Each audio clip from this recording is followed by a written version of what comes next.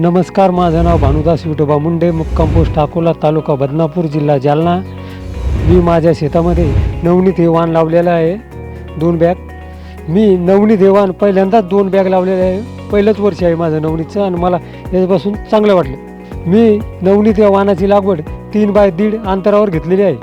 हे वाण मी 7 जून रोजी लावलेलं आहे आणि हे वाण लवकर येण्याची शक्यता आहे. या वाणाला आज रोजी 45 ते 50 बोंड तयार आहे आणि हे वाण काढून मी रब्बीचं पीक नंतर घेणार आहे. या वाणाचं खास वैशिष्ट्य मला असं वाटतं की या वाणाचं बोंड मोठा असल्यामुळे हा वजनाला आणि वेचाला पण चांगला राहील.